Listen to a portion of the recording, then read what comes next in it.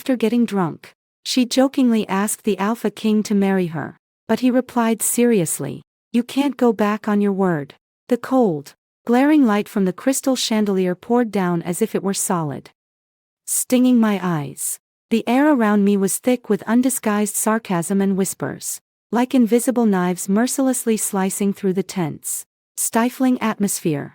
In this dark castle where absolute power, ancient lineage, and a ruthless hierarchy reign supreme, I, Elethy, daughter of a fallen noble family who lacks even pure wolf blood and is regarded by my own clan as a burden, nothing more than a plaything to be toyed with and trampled upon at the lavish banquets of the powerful, just as the Duke's daughter strutted past me with an air of superiority.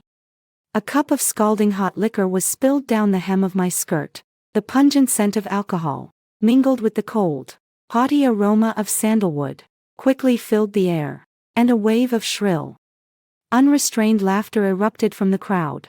"A lowly creature like you isn't even worthy of being the wife of an ordinary guard in the kingdom, let alone dare to dream of touching the noble Alpha." Those sharp, venomous taunts pierced my chest like countless fine needles, and the gazes of the nobles around me were filled with undisguised mockery and contempt, as if I were nothing more than a lowly lamb that had strayed into a pack of wolves. Humiliation, resentment, and despair raged wildly through my veins. The alcohol completely numbed my reason. Yet it also burned like a raging fire, instantly consuming every last trace of timidity, fear, and self-doubt within me. I staggered to my feet, stepping over the mess and shards scattered across the floor, ignoring the countless indifferent eyes around me, yes, waiting to watch the spectacle and see me make a fool of myself, and walked straight toward the black basalt throne in the center of the hall, the seat of the realm's supreme ruler. The man sitting there was Karen, the Alpha King who struck fear into the hearts of all across the European continent. His long black hair fell casually over his broad, sturdy shoulders. His icy gray-blue eyes held not a hint of warmth, and he exuded a suffocating, almost overwhelming aura of a ruler's authority, one that could force anyone to their knees in submission. At that moment, no one knew what kind of violent, almost mind-shattering turmoil was raging within him.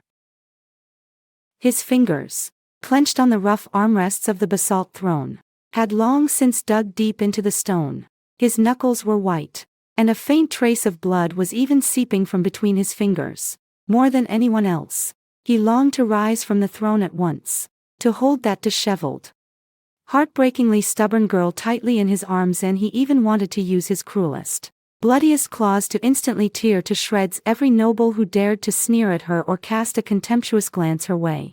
However, as the Alpha King ruling over the entire kingdom, he absolutely could not do such a thing. Surrounding his majestic throne were the Council of Elders, each with their own hidden agendas, and political rivals lying in wait. Countless dark eyes were secretly watching his every move, attempting to seize even the slightest hint of weakness.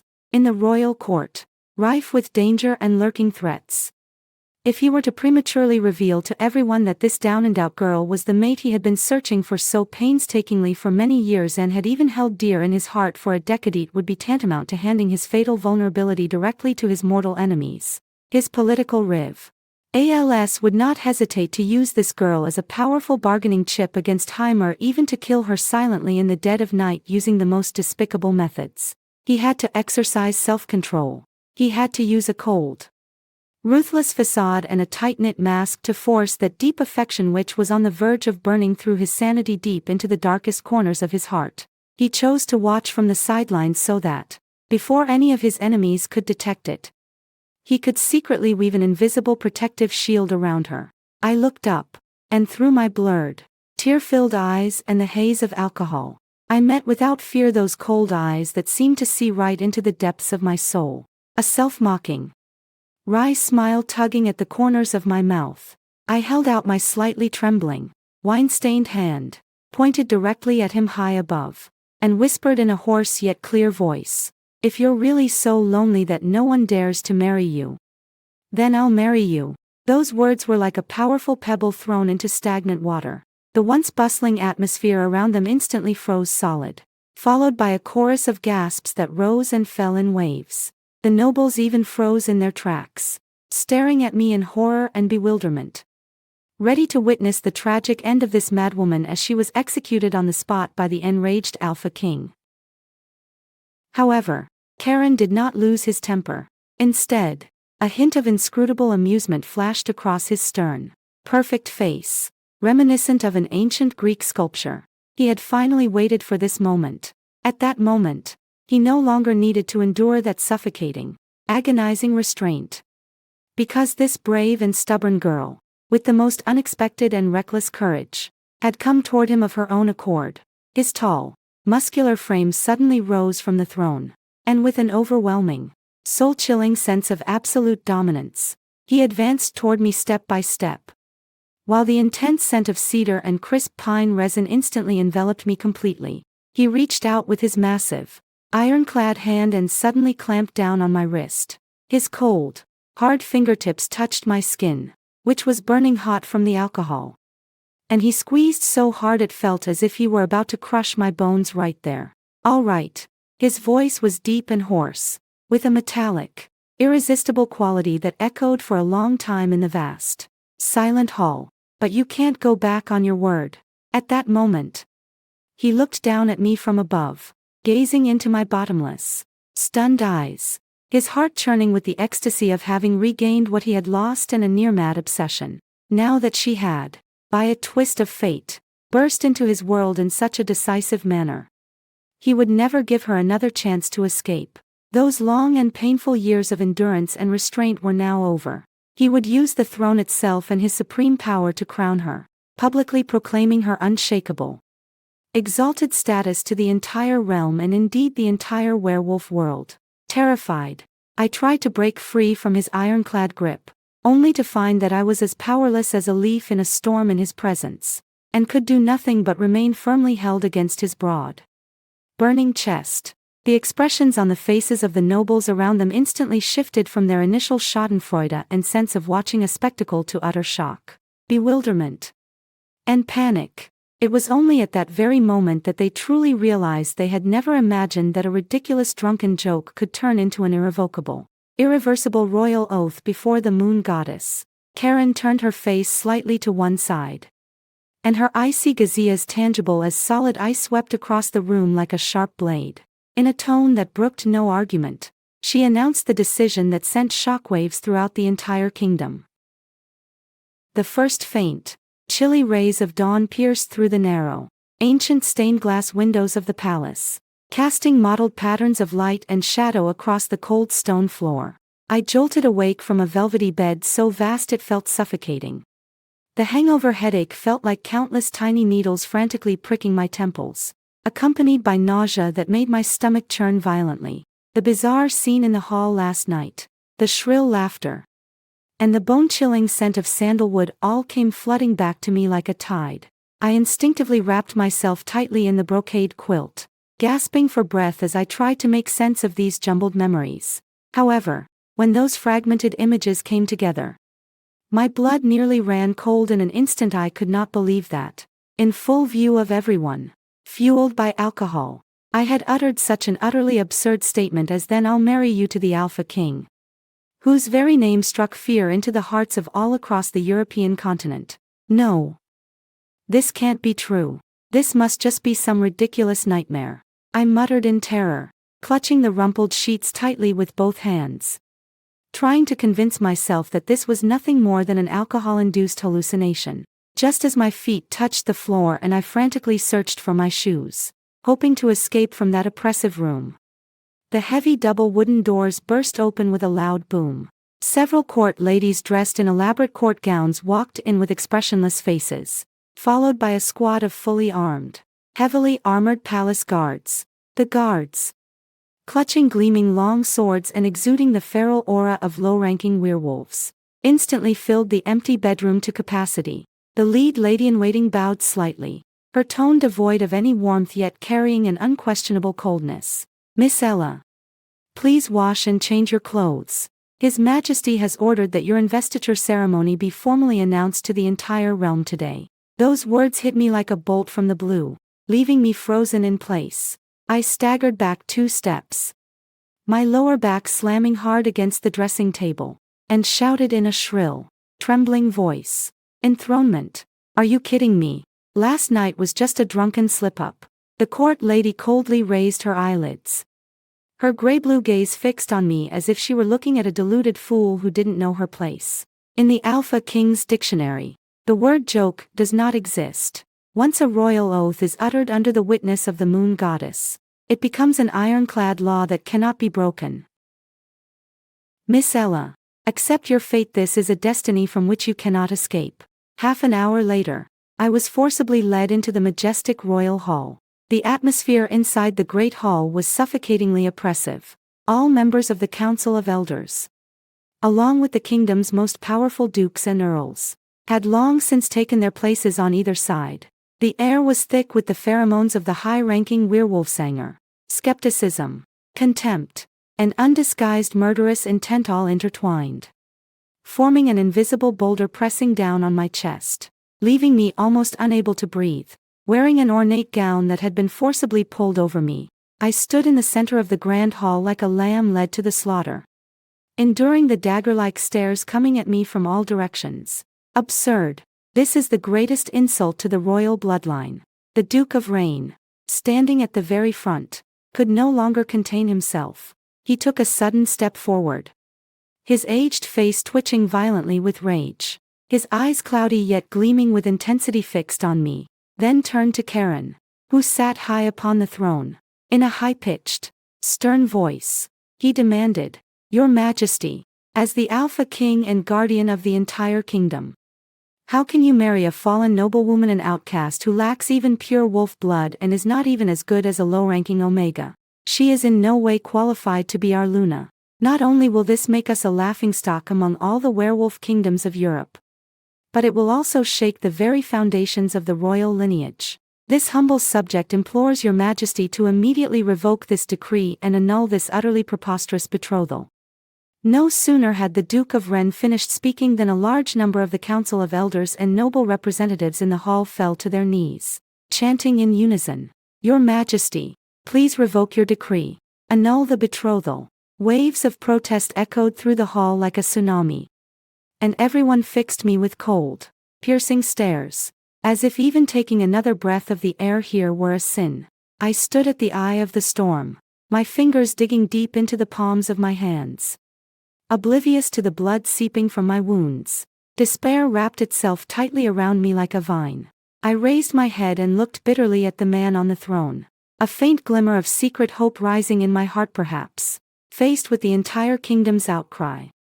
He would go with the flow and annul this absurd contract born of a drunken slip of the tongue. However, as Karen sat on that cold, black basalt throne, his expression was as impassive as a glacier that had remained frozen for 10,000 years. He didn't even glance down at me. He merely raised his right hand slightly, and the once boisterous and noisy hall instantly fell into an absolute silence, almost as if death had descended. His gaze, sharp as a knife, slowly swept over every noble kneeling on the ground, and his deep, hoarse voice boomed through every corner of the hall, carrying an overwhelming aura of authority that seemed capable of crushing everything. "Have you finished speaking?" Just 4 simple words, yet they caused the faces of the nobles standing closest to him to turn ashen, and their bodies to tremble uncontrollably. Karen slowly rose from the throne. His tall, imposing figure exuded a suffocating aura of bloodline dominance. He walked down the steps one by one, and with each step, the air in the hall seemed to grow a little more still. He walked straight over to my side and, in full view of the entire court, extended his powerful arm with the utmost naturalness, drawing my cold, trembling body into his broad, warm embrace. That intense, commanding scent of cedar and pine resin instantly enveloped me, shielding me from all the malice of the outside world. He lowered his head, his icy gaze slicing across Duke Rain's pale face like a sharp blade, and declared, word by word, in a tone that left no room for doubt and commanded the realm, "Rain, listen carefully. My queen has never needed your approval. Since she stands here, she is the only Luna in this kingdom. Anyone who dares to speak disrespectfully to her again will be treated as a traitor and executed without mercy." In that instant, the entire hall fell completely silent. Everyone stared at the scene in stunned silence. Their eyes filled with disbelief and horror. Leaning against Karen's chest, which was as hard as iron, I listened to the steady, powerful beat of his heart, and it felt as if I were floating on a cloud. I thought this was just a nightmare from which I could wake up at any moment. But there, in the arms of this ruthless king, I could clearly hear the gears of fate grinding and roaring, just as I thought everything had settled and my heart was racing. Karen's fingers around my waist suddenly tightened slightly. He leaned close to my ear and whispered in a voice only the two of us could hear. "You can't escape me, Ella. Ever since that stormy night 10 years ago, you've been mine." Those words struck me like a bolt from the blue, exploding in my mind. 10 years ago. What on earth was he talking about? My eyes widened in terror, and just as I was about to ask for clarification, the sound of urgent bells and the frantic footsteps of guards rushing outside the hall suddenly reached my ears. Some even more terrifying conspiracy was silently closing in under the cover of the night, as the date of the coronation ceremony drew nearer day by day. A suffocating sense of tension and bustle filled the royal palace. Countless maids and artisans bustled through the ancient and majestic Gothic corridors, replacing the originally cold and austere black stone walls with dark red velvet and gold thread embroidery, symbols of royal dignity. However, beneath the surface of what appears to be a grand wedding on the horizon, the very heart of the royal court is undergoing a terrifying transformation that outsiders cannot even begin to imagine. As the kingdom's supreme ruler, Karen's condition has been deteriorating at an alarming rate in recent days. He no longer sat calmly in the council chamber handling state affairs as he usually did, but instead often shut himself away alone in the dark, deep recesses of the royal bedchamber, allowing that utterly brutal wolf instinct to tear at his sanity with frenzied intensity. I sensed something was wrong from the terrified look in my personal maid's eyes. Ever since that day in the grand hall when he forcibly pulled me into his arms and declared me his queen, I had been housed in the palace of the moon goddess, the closest residence to him. Whenever night falls, and the blood-red moonlight streams through the stained glass windows and fills the room, I can always clearly hear a low growl coming from the end of the hallway. It was the anguished howl of a top-tier alpha wolf, filled with madness and despair, capable of destroying everything. An ancient werewolf epic once recorded. When a powerful alpha king is unable to find his mate for a long time, the beast within him gradually devours his sanity. And if he does find her, but this bond is challenged and torn apart by external factors such as bloodlines, contracts, or some ancient curse, the rejection reaction arising from the depths of his soul will transform into countless venomous thorns, tormenting his wolf spirit until it is left utterly shattered. His Majesty didn't even look at the Council of Elders' urgent report today. The stone walls of the entire eastern wing of the bedchambers were cracked by his out-of-control claws. A maidservant walked in carrying a basin of warm water for her bath. Her face was deathly pale, and her body was shivering in the icy air. "Miss Ella, rumors are spreading throughout the palace that your bloodline simply cannot withstand the Alpha King's mental suppression. If His Majesty's wolf spirit spirals completely out of control during the wedding, not only will you die at the hands of his frenzied claws, but the entire kingdom's balance of power will collapse in an instant." These cruel whispers were like rusty, blunt knives, slicing through my nerves over and over again. I stood before the tall arched window, gazing at the ancient forest in the distance, shrouded in black mist. My heart filled with bewilderment and fear. I'm just a down-and-out noble who doesn't even have pure wolf blood. Oh, I really have the right to stand by that man's side? Or am I, from the very beginning, the harbinger of doom that will lead this mighty kingdom to ruin? With these heavy and complicated feelings weighing on my mind, I decided to go to the eastern restricted area late at night to see for myself what was going on. Although the guards repeatedly tried to stop me, I was able to get past the multiple layers of security thanks to my status as the Queen's fiancée and pushed open that heavy, ironclad oak door. An overwhelmingly nauseating stench of blood and the cold, resinous scent of pine instantly hit my nostrils, nearly causing me to stagger backward. The scene inside the room was like a living hell. The precious tapestry had been torn into countless shreds. The massive obsidian desk lay shattered into pieces, and the air was thick with a violent golden aura visible to the naked eye. Karen knelt in the middle of the room with her back to me. Her broad shoulders rose and fell rapidly, and her long black hair lay scattered about her.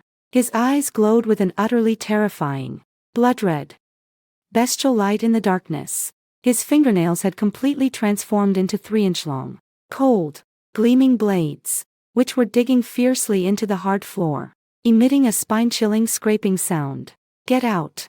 A hoarse, deep, inhuman, beast-like roar erupted from the depths of his throat. It was a psychic shockwave emitted by an alpha wolf in a state of extreme pain and rage, and it slammed into my chest with an overwhelming sense of oppression. I felt a sweet taste in my throat, and a trickle of warm, fresh blood slowly ran down the corner of my mouth. My legs felt so weak that I could barely stand. My reason told me I should turn and run away immediately, to get away from this man who could turn into a bloodthirsty beast at any moment. Yet, when I saw his broad back trembling with intense pain, some unknown stirring deep within me instantly overcame my fear. I didn't back down. Instead, gritting my teeth, I stepped forward, one step at a time, through the mess strewn across the floor. Approaching him, my voice trembled but was unusually firm. "Karen. It's me. I've come to see you." At the sound of my voice, Karen's massive frame froze abruptly. His terrifying, beast-like eyes suddenly narrowed, as if a sliver of his sanity had been forcibly awakened in that very moment. With great effort, he turned his head.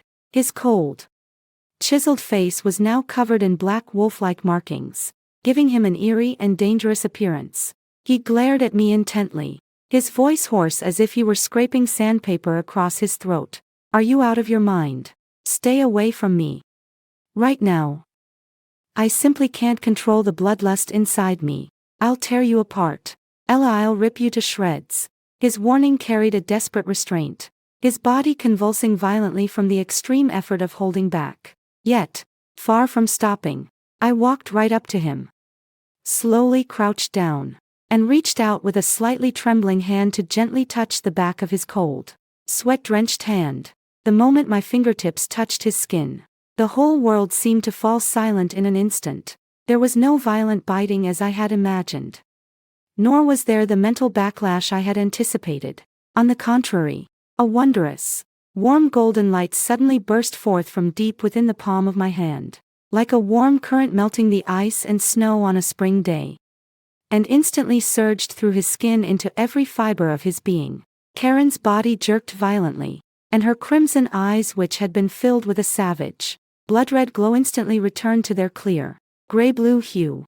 Immediately afterward, the dome above the room, which had been tightly sealed, suddenly cracked open on its own, and a beam of pure, sacred silver moonlight pierced the darkness unimpeded, pouring precisely down upon the two of us, bathed in the silvery moonlight. An ancient and intricate silver seal of the moon goddess suddenly appeared out of thin air at our feet, radiating a dazzling and sacred glow. "What's going on?" I stared in shock at the mark at my feet, my mind going completely blank. Karen, meanwhile, slowly raised her head. Her gray-blue eyes, now clear again, were filled with unmistakable shock and ecstasy. He stared at me intently, his voice trembling violently with intense emotion. "The mark of the moon goddess. This can't be. Only the lost direct descendants of the ancient pure-blooded royal family can awaken the moon goddess's true blessing. Ella, you're not some lowly, fallen noble at all. What flows through your veins is the supreme, ancient royal blood of the entire werewolf kingdom." In that moment, all the pieces of the puzzle instantly fell into place in my mind. Yet before we could recover from this immense shock, a heavy thud and the frenzied roars of the council's guards suddenly echoed from outside the door. A bloody conspiracy targeting her true identity had been fully ignited, fueled by the radiance of the mark of the moon goddess. The heavy, iron-reinforced oak door crashed down with a deafening crack, and a flood of council guards wielding burning torches and snow-silver long swords surged into the bedchamber, their flames illuminating the entire room as if it were broad daylight. Leading the group was Duke Rain, flanked by several of the kingdom's most revered elders. As their eyes swept over the silvery mark of the moon goddess on the ground, which had not yet completely faded, everyone's faces instantly turned as pale as paper. And their eyes even betrayed a look of disbelief bordering on panic. In this kingdom of werewolves, whose legacy spans thousands of years, the mark of the moon goddess signifies absolute recognition and sacred lineage, and yet this mark has appeared on Ella, a girl they once regarded as an outcast. This is absolutely impossible. How could she possibly be a descendant of the ancient royal family? Duke Rain, overcome with a mixture of shock and anger, took a step forward and slammed his gem-encrusted staff down hard on the stone floor. Producing a shrill, muffled thud, he stared at me intently, a venomous, icy glint flashing in his cloudy eyes. "Your Majesty, you have been completely blinded by this scheming woman. What mark of the moon goddess? This is clearly some form of ancient dark sorcery. She is by no means the daughter of a fallen noble family, but rather a remnant of the rebels who were secretly exiled during that rebellion years ago, a member of the faction that sought to overthrow the throne." Duke Rain's words struck the calm waters of the hall like a boulder, and the nobles and guards within the hall immediately erupted into an uproar. Skeptical and hostile glances once again pierced me like needles. In a panic, I staggered backward, my mind a deafening roar.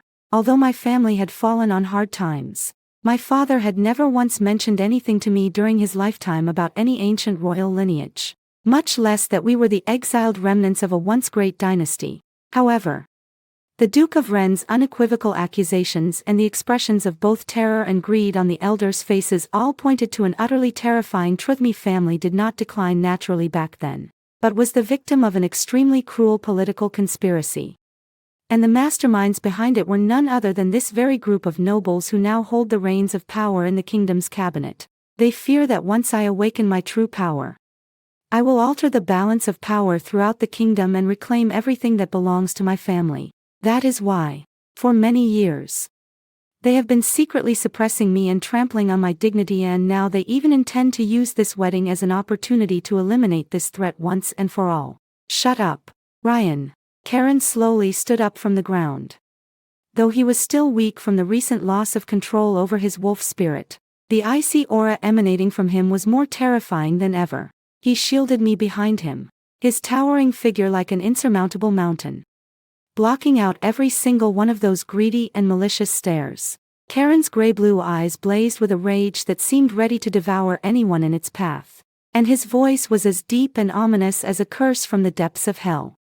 "Who my queen is none of your business. You're just a bunch of parasites with no right to meddle here. I haven't even had a chance to settle the old scores with you yet, but here you are, jumping out so eagerly to meet your doom."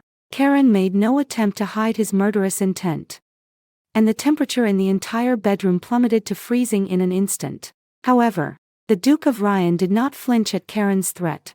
Instead, he let out a sinister, shrill laugh. He pulled a yellowed parchment from his robe, held it high, and announced loudly to all the guards and nobles behind him, "If your Majesty insists on shielding this remnant of treason, it will be a betrayal of the entire Council of Elders' will. According to the kingdom's ancient iron law, any descendant of the exiled royal family who dares to set foot within the royal court shall be put to death without exception. Guards, arrest this witch who dares to use sorcery to bewitch the king." At Duke Rain's command, dozens of elite royal guards, undeterred by Karen's intimidating presence swinging their long swords, charged toward us with death-defying ferocity. Clearly, this group of nobles was prepared to stake everything on a single gamble, even going so far as to stage a coup against the throne. Faced with the swarm of enemies, Karen's eyes hardened, and just as he was about to fully unleash the power of the Alpha Wolf King within him to tear this group of traitors to shreds, I suddenly stepped out from behind him. An unprecedented, warm power awoke with frenzied intensity deep within my veins, the resonance of the ancient moon god's bloodline. As I gazed upon those enemies with their ferocious expressions, fear vanished from my heart, replaced by an icy, majestic aura befitting a ruler of the world. Just as the first long sword was about to pierce me, I suddenly raised my right hand, and to my surprise, a dazzling silver moonlight energy burst forth from the palm of my hand out of thin air. instantly knocking several of the guards at the forefront back, where they slammed into the stone wall and lost consciousness. At that moment, the entire venue fell into a deathly silence. Everyone was stunned by this sudden supernatural force. The Duke of Ren turned completely pale. He pointed at me, his lips trembling violently, unable to speak. However, just as I thought the situation was finally under control, an even more deadly conspiracy began to unfold in the shadows. Duke Ryan, standing among the crowd, suddenly let out an eerie and sinister smirk. He secretly crushed a black communication crystal in his hand, and within moments, a series of extremely malicious rumors began spreading like wildfire around the outskirts of the royal palace. The sorceress has awakened. The monarchy is about to fall. The king has been completely bewitched by her and Karen. Standing beside Methoff, we were fighting side by side. A complex, pained expression flashed across the depths of her piercing gaze as she looked at me, causing me to feel an inexplicable sense of unease. A deeper misunderstanding was quietly taking root in our hearts. The air was thick with lingering gunpowder smoke and the fading silver glow of the moon goddess. Yet my heart felt as though it had plummeted into an abyss of ice. The bells outside the hall rang one after another in rapid succession, and panic gripped the entire palace. Those malicious rumors that I had used ancient witchcraft to bewitch King Alpha spread like wildfire through every corner. As if they had grown wings, I stood alone at the cold window of the moon goddess's palace, gazing through the mottled stained glass at the swirling night mist outside, recalling everything that had happened over the past 2 days, from the humiliation at the banquet, to the awakening of the moon goddess's mark, to the Council of Elders' relentless attempts to assassinate and slander me. Suddenly felt an unprecedented weariness. What kept me awake at night and caused my heart to ache as if it were being wrung out, however, was Karen's attitude. Ever since that bloody battle in the dormitory, although Karen still kept me protected within this palace with his most elite guards ensuring that no one could harm me in the slightest, the way he looked at me had changed. That look no longer held the initial intensity and possessiveness. Instead, it was filled with a complex pain, one that was heavy, oppressive, and even tinged with a kind of restrained detachment. He would always quietly put an end to all the turmoil outside, then stand silently outside my door late at night. Yet he would never come in to say a single sincere word to me. With his cold, iron fist, he shielded me from all the storms raging outside. Yet he kept his own heart locked away. Is he protecting me because I'm his destined, inescapable mate? Or simply because of that inescapable royal bonder?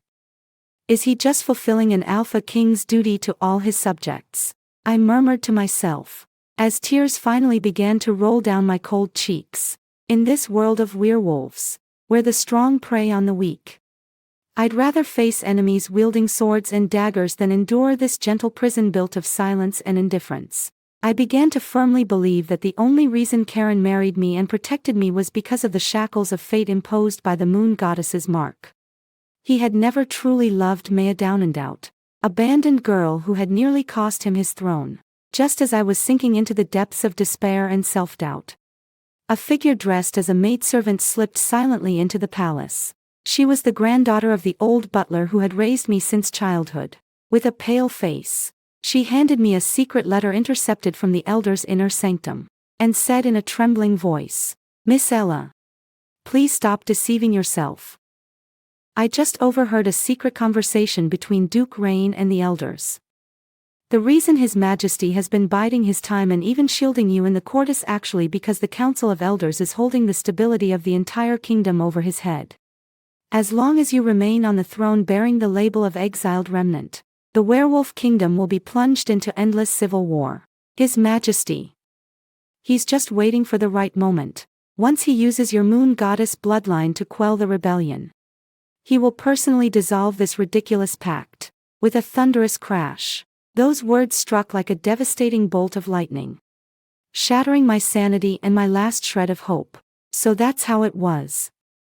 All his protection had been nothing more than a carefully calculated political maneuver. What I had taken for deep affection was merely a strategic ploy by a ruthless monarch. The excruciating pain of a broken heart felt like countless sharp claws frantically tearing at my chest. I could no longer bear to stay a single second longer in this palace filled with oppression and lies. I wiped away my tears, shed the elaborate robe symbolizing the queen's dignity, and donned the simplest of commoners' cloaks. Under the cover of the deep night, during the guard shift change, I evaded the gaze of all the patrols and resolutely pushed open the ancient secret door at the rear of the palace that led to the outside world. As I dragged my weary and despairing feet to the edge of the ancient forest outside the palace, a wolf's howl suddenly pierced the night sky behind me. That was Karen's roar, filled with a madness and despair capable of destroying everything. A fierce wind suddenly swept up, and a massive black wolf silhouette streaked toward me at lightning speed from the direction of the palace. Instantly standing in front of me, as the black smoke cleared, Karen's towering figure came into view. His eyes were bloodshot, his chest heaving violently, and his handsome, cold face was etched with utter shock and agony. He stared at me intently, his voice hoarse beyond recognition. "Ella, where are you going? Are you going to abandon me?" I forced myself to endure the excruciating pain that felt like a knife cutting through my heart, met his bloodshot gaze, and smiled with a mix of sorrow and resolve. "Karen, enough. I'm tired. I no longer want to be a weakness that leaves you at the mercy of others, nor do I want to live under your protection based on a cold, impersonal contract. Our engagement ends here. You no longer have to be responsible for a woman who said the wrong things while drunk and caused you endless trouble." With that, I yanked off the silver ring that symbolized our contract, hurled it forcefully into the cold grass, and turned to walk away resolutely. However, the moment the ring slipped from her hand, Karen completely lost control. He rushed forward in a few strides and gripped my shoulders so tightly it felt as if he were trying to crush me into his very flesh. His gray-blue eyes flashed with unprecedented panic and overwhelming rage, and his trembling, hoarse shout echoed through the empty forest. "Do you think what I've been waiting for is just some drunken rambling? Ella, when will you ever truly understand my heart?" Those words struck like a boulder thrown into still water, instantly shattering all my defenses.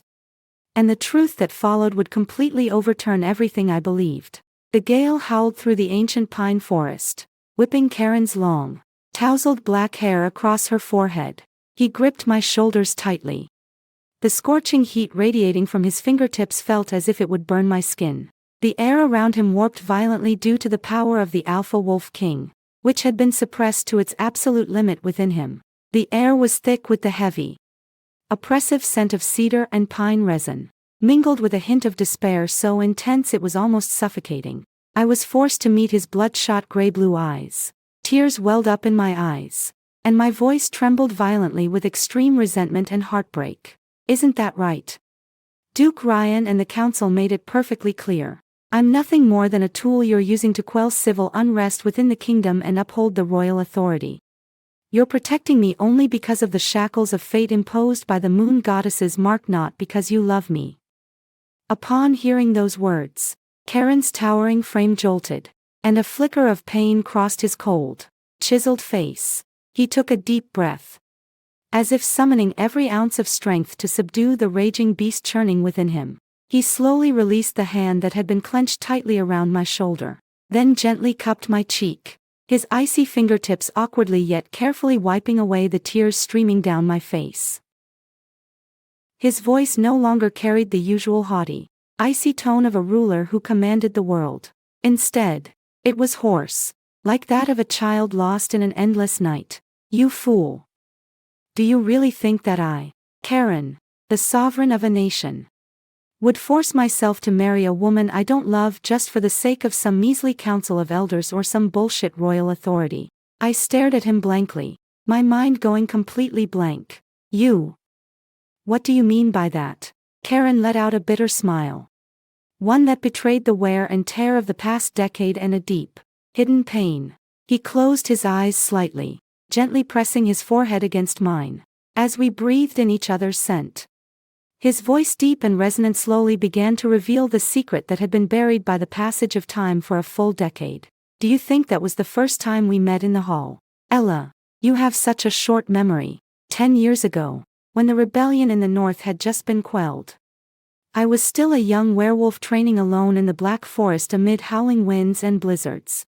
I was gravely wounded, and the wolf spirit within me spiraled completely out of control. I nearly perished in the bitter cold. My breath caught in my throat, and my pupils suddenly contracted. At that moment, a little girl in ragged clothes who had wandered into the forbidden forest braving the extreme danger of being torn to pieces by wild beasts secretly slipped the only piece of hard, dry black bread she had with her into my mouth. Then, with her small hands which, though trembling with fear, were remarkably warm, she bandaged the horrifying wound on my abdomen.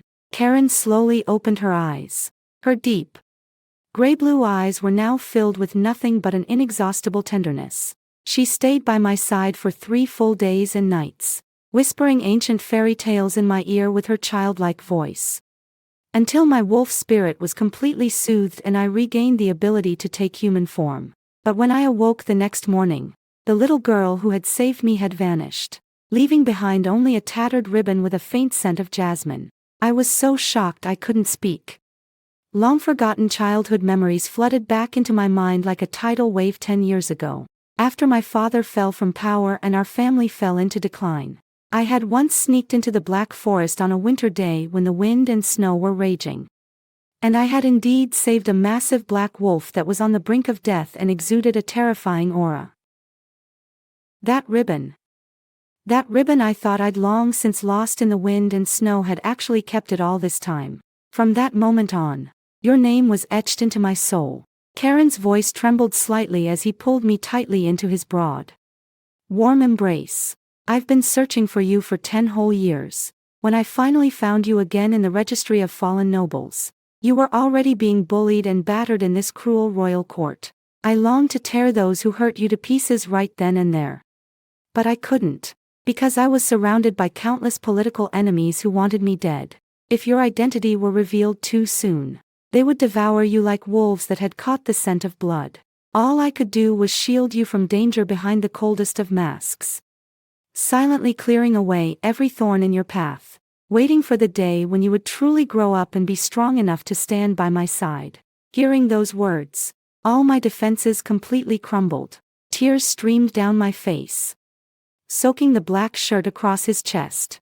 It turned out he had never taken advantage of me. It turned out that behind his restrained coldness lay a decade of deep affection and unwavering protection. I reached out and wrapped my arms tightly around his waist, burying my face in his chest, and choked out, "I'm sorry. Karen, I'm sorry. I shouldn't have doubted you." However, just as we were embracing each other tightly in that heartwarming moment, resolving the misunderstandings that had lingered for years, a deafening roar suddenly rang out from the direction of the palace in the distance.